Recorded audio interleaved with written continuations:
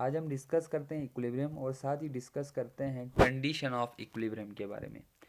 तो पिछले लेक्चर में हमने बताया था इक्विलिब्रियम कहते हैं the state at which rate of forward reaction become equals to rate of reverse reaction. यानी वो स्टेट, वो वक़्त किसी भी रिवर्सिबल रिएक्शन का जब उसके फॉरवर्ड रिएक्शन की रफ्तार रिवर्स रिएक्शन की रफ्तार के बराबर आते हैं, तो उसी को हमने इक्विलिब्रियम कहा था। अब इक्विलिब्रियम उस वक़्त को कहेंगे जब रिएक्टेंट से प्रोडक्ट, यानी जिसको हमने फॉरवर्ड रिएक्शन कहा था, और प्रोडक्ट से रिएक्टेंट जिसको हमने रिवर्स रिएक्शन कहा था। तो इक्विलिब्रियम उस वक़्त को कहेंगे जब रिएक्टेंट से प्रोडक्ट और प्रोडक्ट से रिएक्टेंट में चेंज होने वाले मॉलिक्यूल्स या नंबर ऑफ मोल्स की तादाद सेम हो, तब जाके हम कहेंगे कि वो रिएक्शन इक्विलिब्रियम पे पहुंच जाए।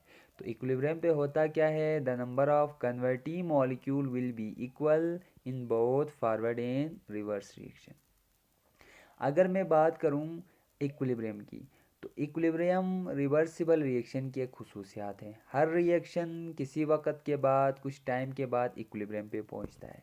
और इक्विलिब्रियम की बात करें तो equilibrium is a stable state of reversible reaction. यानी रिवर्सिबल रिएक्शन का जो स्टेबल स्टेट होता है, जिस पे कोई भी रिएक्शन हमेशा रहना चाहता है, तो वो है उसका इक्विलिब्रियम।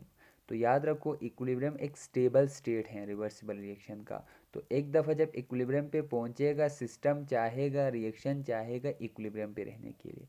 और साथ ही एक चीज़ बताता चलूँ, एक दफ़ा जब रिएक्शन इक्विलिब्रियम पे पहुंचता है, तो पहुंचने के बाद मज़ीद प्रोडक्ट या रिएक्टेंट की कंसंट्रेशन में अब कोई चेंजेस नहीं आएंगे।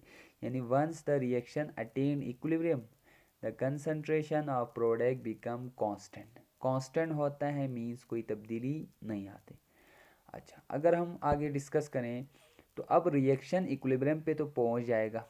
अब पहुंचने के बाद रिएक्शन इक्विलिब्रियम पे रहना चाहेगा क्योंकि वो स्टेबल स्टेट है।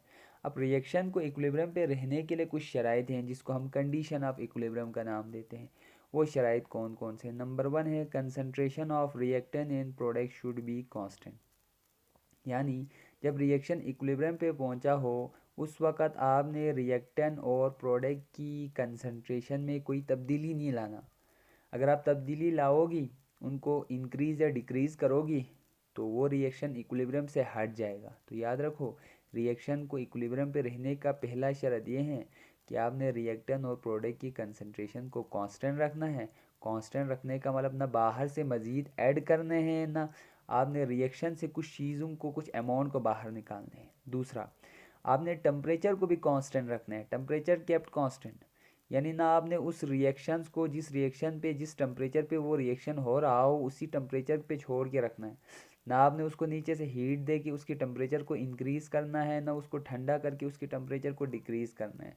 अगर आप ना उसको ठंडा करोगी, ना उसको आप हीट दोगी, यानी आप उसकी टेम्परेचर को जिस फॉर्म में है उसी फॉर्म में रखोगी, कांस्टेंट रखोगी, तो वो रिएक्शन इक्विलिब्रियम पे रहेगा।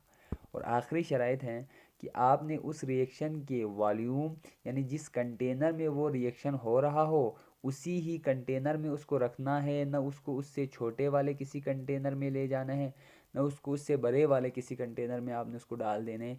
जिस कंटेनर में, जिस बीकर में वो रिएक्शन हो रहा हो, उसी ही बीकर में रखोगी, तो मीन्स आप उसकी वॉल्यूम को कांस्टेंट रख रहे हो। अगर आप उसकी वॉल्यूम को कांस्टेंट रखोगी तो वो रिएक्शन इक्विलिब्रियम पे रहेगा। और